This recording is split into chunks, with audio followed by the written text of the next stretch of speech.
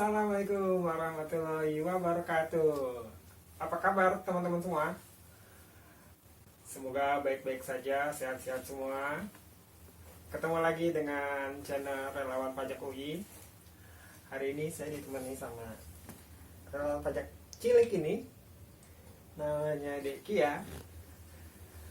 Oh iya, hari ini kita akan belajar salah satu jenis biaya yang ada di PPh Badan. Jadi biaya ini banyak dikeluarkan oleh perusahaan-perusahaan di Indonesia, yaitu biaya entertainment. Nanti kita belajar bagaimana caranya pajak itu mengatur biaya entertainment, dan akan dikasih tahu juga tips-tipsnya gimana cara mengelola biaya ini, dan biar biaya ini dapat dibebankan di PPh Badan. Oh iya, sebelum nonton video ini jangan lupa siapin makanan, cemilan, minuman sehat, minuman yang menyenangkan, biar belajar pajaknya menjadi lebih enak, lebih nyaman, lebih santai, dan bisa masuk di otak kita semua. Oke, sampai jumpa di video berikut ini. Dadah, dadah, dadah.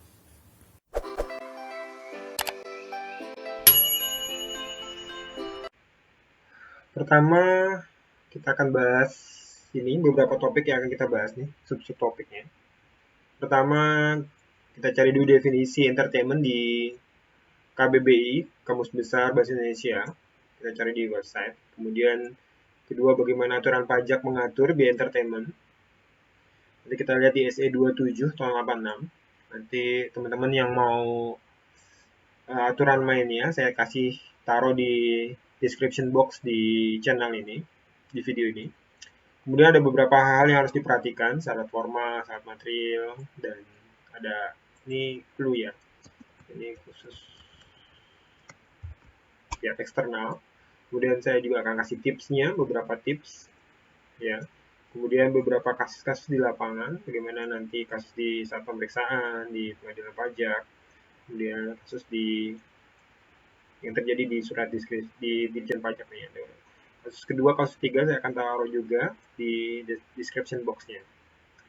Yang pertama kita cari dulu definisi internet di Kamus Besar Bahasa Indonesia. Cari di Google KBBI ya. Ini saya cek di sini. Ini KBBI, Kamus Besar Bahasa Indonesia. Sebenarnya ada ini, biasanya kalau saya belajar dulu waktu SD, SMP, SMA itu tebel ya, tebel sekali, dicari satu-satu ya. Tapi kalau via internet, via online, apa memungkinkan ada apa enggak ya? Kita cari entertain. Kita cari entertain dulu, lalu kita temui entertainment ya juga. Saya nggak tahu ini seberapa ini ya, hiburan. Nah, hiburan dapat. Ini kita cari burung. Hiburan saya nyari. Oh, hiburan.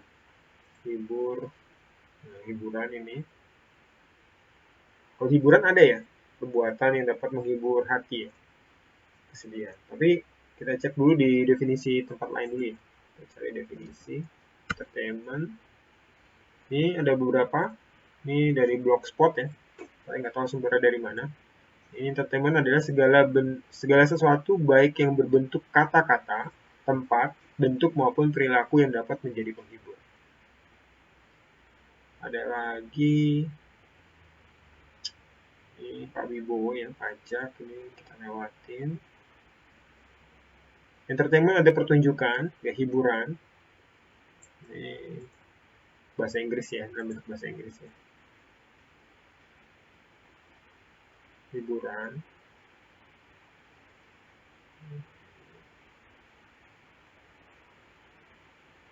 Penghibur ya. Ini saya tutup. Ada juga ini, segala bentuk kata sama juga. Oh, ini yang di Kompas ya. Ini di Kompas. Ini kata-kata mirip seperti yang tadi ya, di Blogspot tadi. Ya. Nah, bagaimana pajak, definisi pajak di entertainment? Jadi kalau dibuka, kita buka dulu ya, SE 27 ya. tahun 86. Di SE ini masih berlaku sampai sekarang teman-teman. Jadi udah hampir tua juga nih SE ya. SE 27 kita cek tahun 86, hampir 34 tahun ya. Sorry, sini saya bikin yang besar saja. Di SE 27 86, 14 Juni 86. Ini sebenarnya SE menjawab pertanyaan sebenarnya. Beberapa wajib pajak bertanya ke Dirjen Pajak. Waktu itu Dirjennya Pak Salamun Ate, almarhum. Ini menanyakan biaya entertainment itu boleh nggak sebagai biaya gitu, sebagai pengurang penghasilan ya, sebagai biaya di fiskal ya. Entertainment, representasi, jamuan tamu, dan sejenisnya. Jadi ada banyak ini ya, banyak kayak biaya yang bergesekan ya. Ada entertain, representasi, jamuan tamu, dan sejenisnya. Di SE ini tidak ada definisi sama sekali entertainment itu apa, representasi apa, jamuan tamu apa, dan sejenisnya apa. Kalau kita cek lagi ya, representasi itu apa sebenarnya? Definisi representasi. Nah, ini ada. Oh, bukan. Perbuatan mewakili malah ya. Ini kalau di KBBI ada. Ini perbuatan mewakili, keadaan diwakili, apa yang diwakili perbuatan. Nggak paham, nggak ngerti juga, nggak ada hubungannya sama kayak ngomongin biaya ya.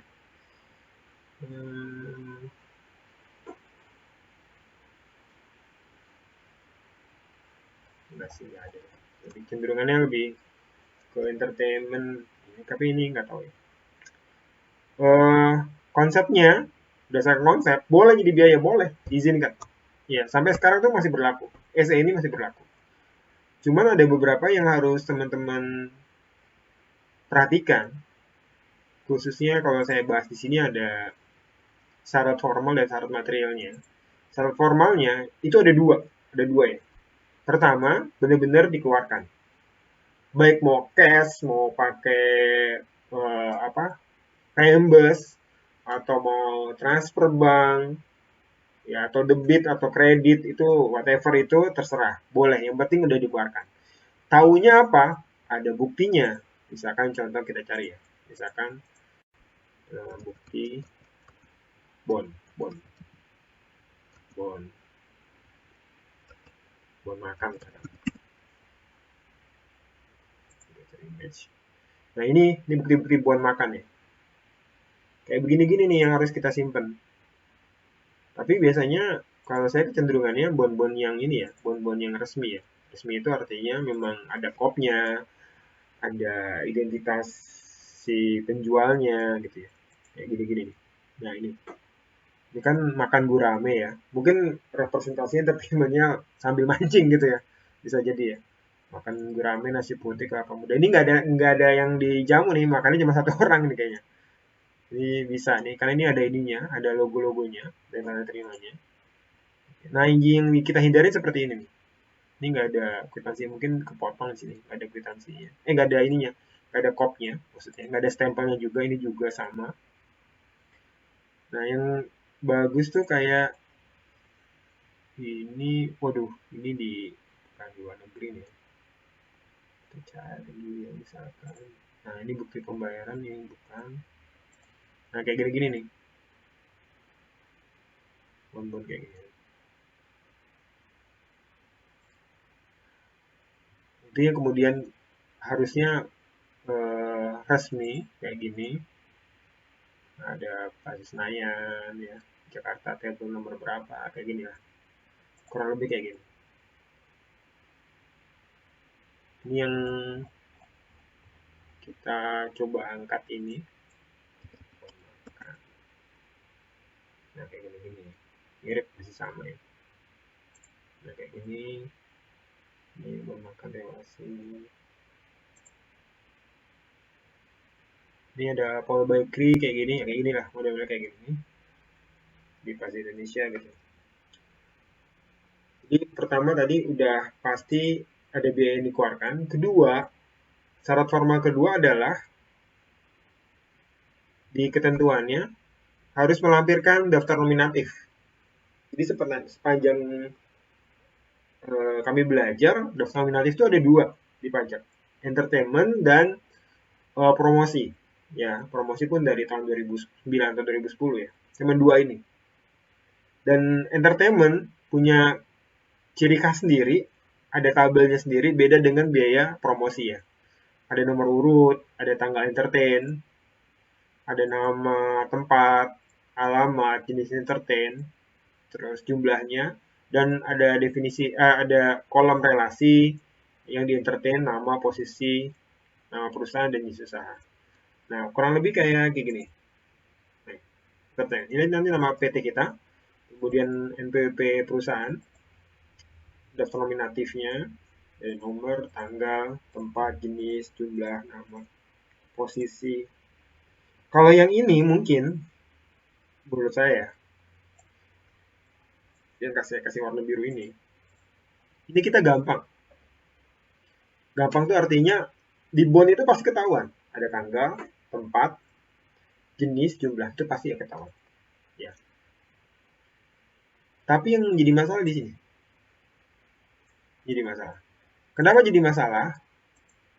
Karena kadang-kadang kan yang entertain kan bukan orang akuntansi kan, atau bukan hanya orang akuntansi atau orang pajaknya aja kan, staf pajaknya doang. Tapi kan bagian marketing, pimpinan, direktur, komisaris, atau misalkan HRD ataupun siapapun yang entertain relasi-relasinya itu, buat nasabah, calon nasabah, supplier, calon supplier, dan lain-lainnya ini, pihak ketiga yang punya hubungan usaha dengan kita, ini kadang-kadang miss, ya, lupa siapa namanya, jabatannya apa, posisinya, nama perusahaannya apa, jenis usahanya apa.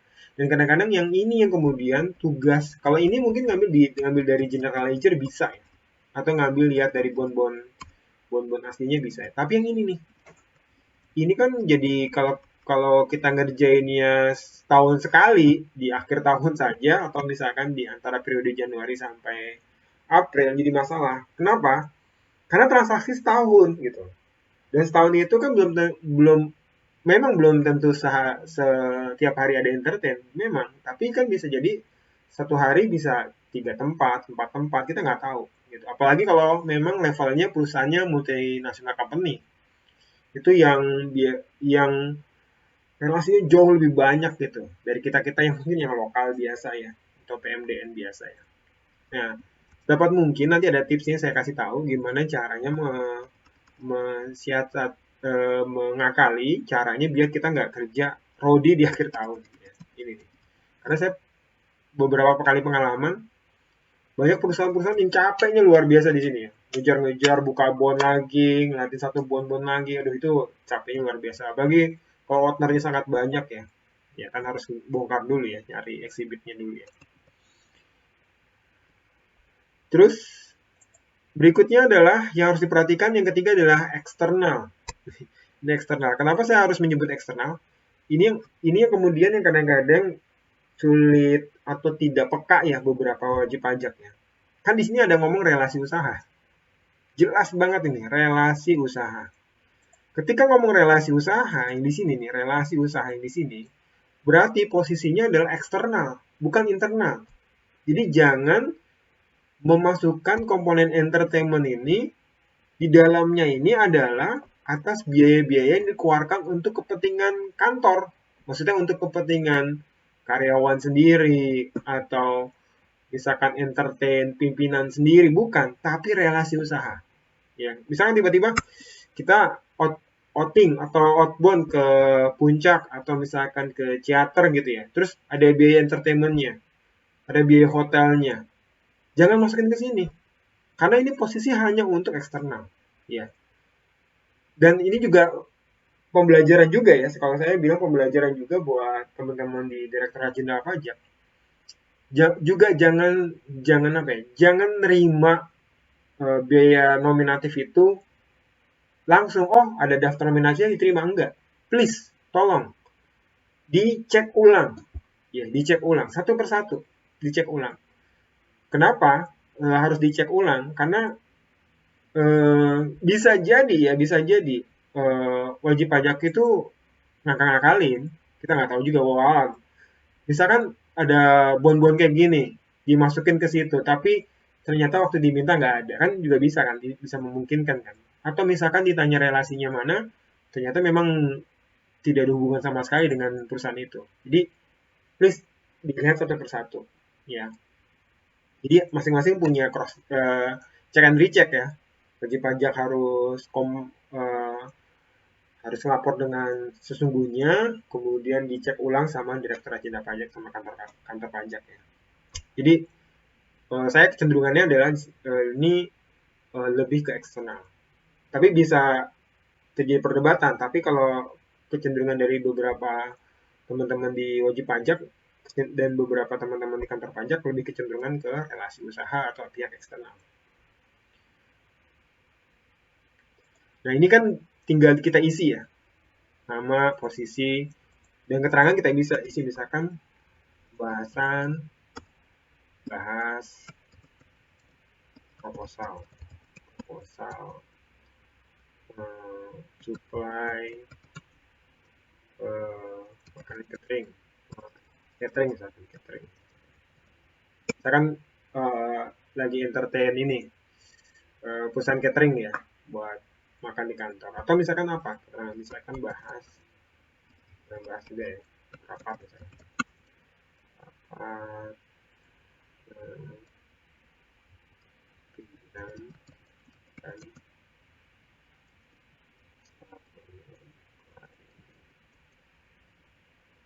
Thailand. Kurang lebih kayak gitu. Macam-macam lah. Bentuknya bisa macam-macam. Kalau ada keterangan nggak diisi, yang sebenarnya yang wajib diisi ini sih sebenarnya, yang pengen diisi ya. Tapi kalau keterangan nggak diisi sih nggak masalah. Atau mau tulis di bank payment voucher berapa juga bisa. Bank payment voucher nomor sekian, misalkan 23 tanggal 3 Februari 2019. Misalkan kayak gitu, juga boleh. Di apapun yang bisa untuk dikasih keterangan di sini.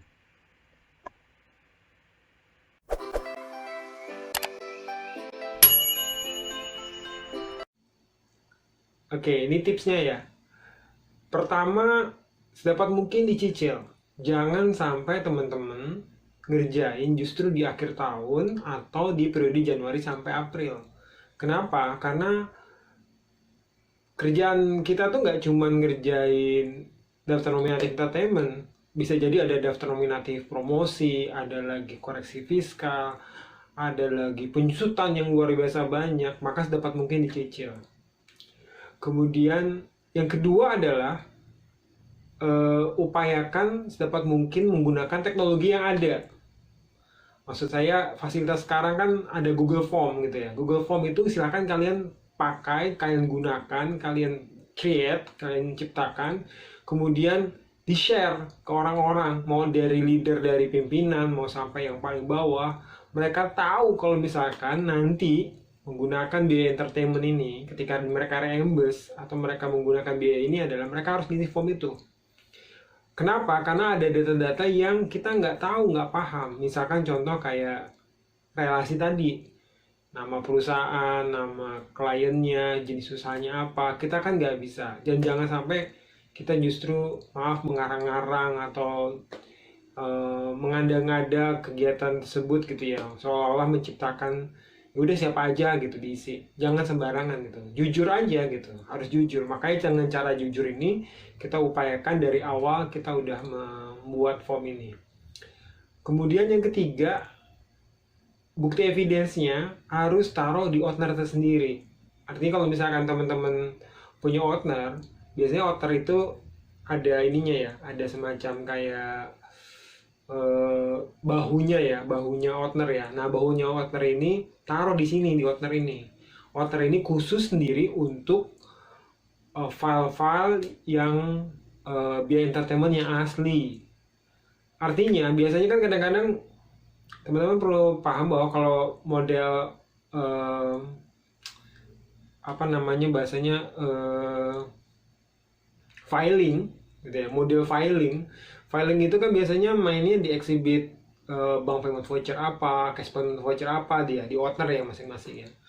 Nah, kalau kita tetap taruh di situ, itu jadi bermasalah sendiri. Masalahnya ada kalau misalkan tiba-tiba pemeriksaan pajak itu minta data aslinya, kita kan retrieve ini, kita ngambil kemudian yang jadi masalah adalah harus bongkar dulu dari banyak owners itu, sebanyak itu kita bongkar. Lebih baik caranya adalah file aslinya kita taruh di owner sendiri, owner B Entertainment, tapi kopiannya tetap kita taruh di bank payment voucher atau di cash payment voucher. Nah, jadi kalau misalkan nanti kantor pajak minta, tinggal langsung dikasih, oh ini pak buktinya gitu. Jadi clear ya, jadi enak gitu. Kira-kira itu tips ya, 3 tipsnya yang saya berikan ke teman-teman semua.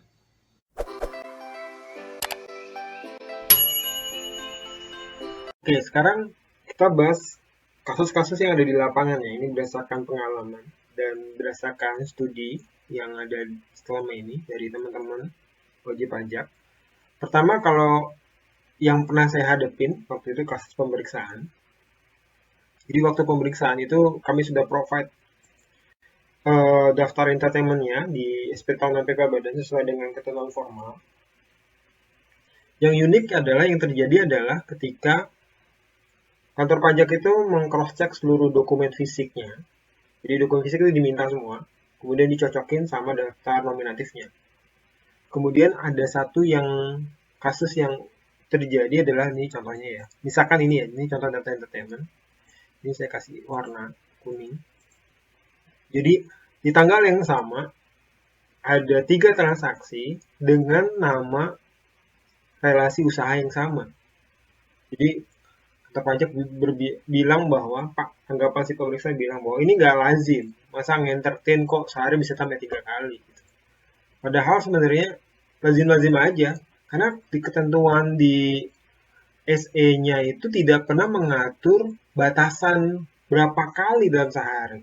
Jadi tidak ada sama sekali yang mengatur satu orang harus 1 kali di hari yang sama. Ini nggak ada sama sekali. Jadi sah-sah aja. Waktu itu kami berargumentasi bahwa Pak ini bisa aja makan. Ini kebetulan nih orang dari luar negeri datang. Kemudian kita entertain paginya, sarapan paginya, kemudian makan siangnya, makan malamnya, dan itu bisa di luar itu semua. Jadi sah-sah aja gitu. Ya jadi tergantung kita bisa berargumentasi sama kantor pajak ya. Jadi bisa kalau evidensinya ada dan lengkap, kemudian bahwa tidak pernah ada yang mengatur di SE tersebut, maka sah-sah aja. Jadi silakan berargumentasi ya, sesuai dengan ketentuan kita ya. Kemudian yang kedua adalah kasus di pengadilan pajak. Nanti kasus-kasus ini saya taruh di description box ya, di channel ini. Saya coba kita cek ya. Ini misalkan kasus entertainment. Nah, saya udah beberapa kali nyari. Ini ada cukup banyak putusan-putusan dari pengadilan pajak di websitenya ZPP, Kementerian Keuangan. Saya coba buka 3 ya. Ini udah putusan final yang sebenarnya bisa juga jadi referensi teman-teman ya waktu pemeriksaan ya atau waktu di pengadilan pajak ya. Saya ambil satu aja dulu ini. Ini ada. Jadi koreksinya ada 930 juta di sini. Kemudian biaya promosi. Ini kayaknya baru-baru nih, baru kejadian nih. Nah, entertainment ini. Jadi si pemohon banding tidak ngisi secara lengkap SPT-nya sesuai dengan SE 27. Ini bahwa artinya pembuktian secara formal tidak terpenuhi. Jadi nggak bisa diyakinin kata si terbanding ya. Jadi kata fiskusnya tidak bisa diyakini. Sehingga di sini informasinya karena terbanding melakukan koreksi tidak berdasarkan asas pengujian yang material terhadap bukti yang ada, tapi hanya dari daftar. Jadi si wajib pajaknya ada daftar buktinya, bukti fisiknya, tapi si kantor pajak atau si fiskusnya hanya ngelihat dari daftarnya doang. Karena ada yang bagian yang nggak diisi. Misalkan yang tadi saya lihatin, misalkan ada bagian yang nggak diisi di sini. Di daerah-daerah sini ada yang nggak diisi ya. Jamuan makan yang diberikan eksternal tadi, ketentuan untuk 3M, sehingga dapat dibebankan. Jadi, menurut majelis katanya, melakukan koreksi tidak lengkap sesuai dengan ini. Ini ada informasi dari majelis, menurut majelis dengan tidak diisinya daftar nomor secara lengkap, nah, tidak serta merta katanya biaya entertainment tersebut tidak dapat dikurangkan. Seharusnya terbanding harus memeriksa dan meminta pemohon banding untuk membuktikan adanya 3M tersebut. Jadi, keputusannya adalah dengan tidak diisinya secara lengkap dan nominatif, biaya entertainment tidak serta-merta dapat dikoreksi biaya entertainment. Sehingga tidak dapat dipertahankan. Putusannya tidak dapat dipertahankan. Ini luar biasa ya. Ini jadi pro ke wajib pajak nih. Tapi kalau saya jadi si pohon banding, lengkapin.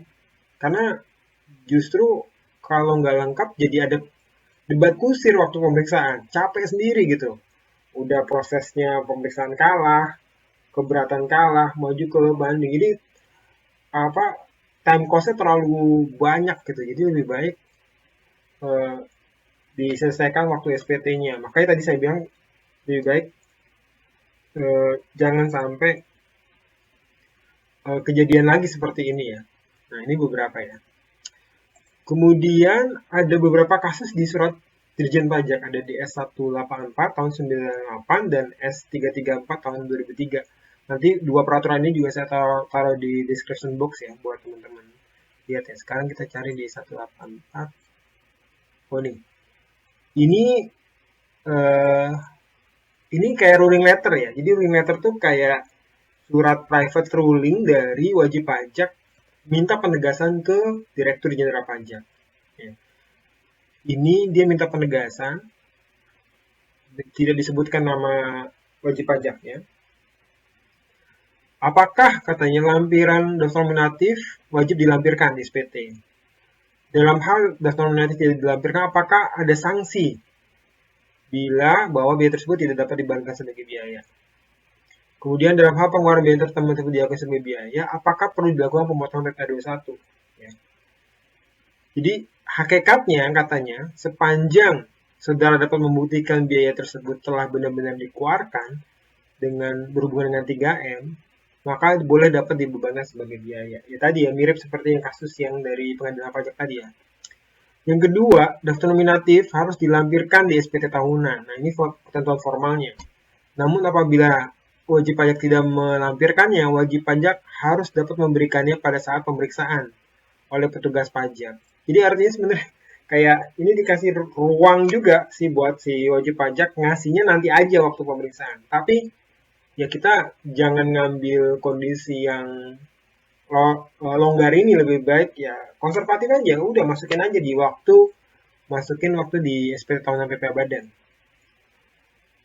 Kemudian biaya entertainment, biaya sejenisnya yang telah memenuhi ketentuan huruf A tadi di atas bukanlah objek PPA 21.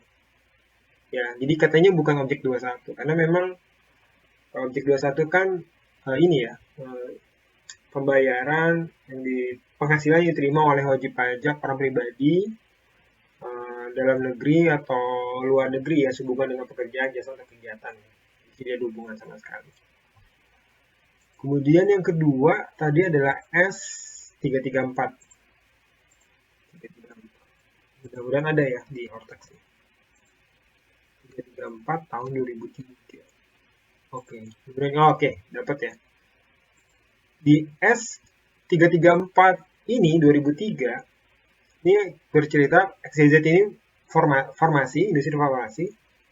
Jadi katanya di informasi ini tidak mungkin dihindari perlunya ada suatu dana tertentu untuk mendapatkan unwizing itu mungkin dapat proyek ya, sehingga memungkinkan bagi perusahaan untuk melakukan penyerahan ke dinas atau ke badan dinas tersebut. Kayak ini kali ya, kayak biaya untraceable money atau kolusi lah gitu lah, bahasa paling gampangnya. Pertanyaannya, sebenarnya merupakan bagian dari pengeluaran perusahaan untuk 3M.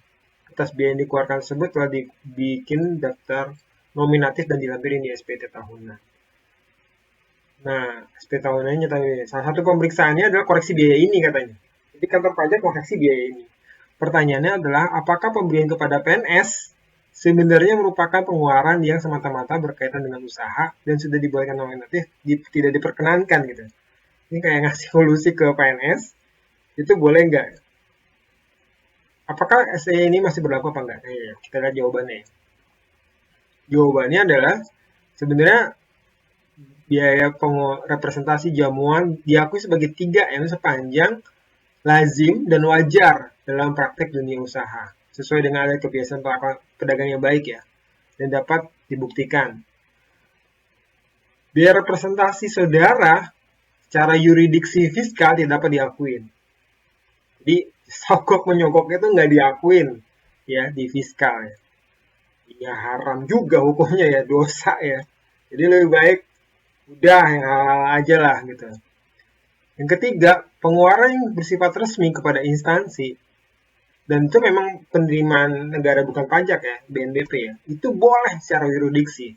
Karena memang diatur di undang-undang. Jadi kalau sogok menyogok kita nggak diatur sama sekali ya. Itu cuma sebagai pelicin aja ya. Tapi lazim nggak gitu? Apa modelnya seperti apa ya? Udah koreksi fiskal aja. Jadi jangan bermain api juga ya. Ya lebih baik ya udah pergunakan hal yang halal lah. Belum lagi nanti teman-teman bisa ngadepi sama KPK, itu lebih berbahaya lagi kan. Makanya jatuhnya hal-hal yang kayak biaya representasi yang dengan cara sogok menyogok itu, jadi udah dihindarin sama sekali. Toh nanti haram juga, yang kita makan juga haram, jatuhnya malah panjang gitu, urusannya panjang sama urusan sama Tuhan juga ya. Jadi ya ada 3 kasus yang akan saya taruh juga di description box ya. Demikian video kita kali ini. Hari ini kita sudah belajar bagaimana mengelola biaya entertainment agar dapat dibebankan sebagai biaya di SPT tahunan PPA Badan. Terima kasih buat teman-teman yang sudah subscribe channel Relawan Pajak UI. Jangan lupa like, comment, share, subscribe, dan membagikan video ini agar teman-teman yang lain dapat mengambil manfaat dari video belajar kita hari ini. Sampai jumpa di video selanjutnya. Wassalamualaikum warahmatullahi wabarakatuh.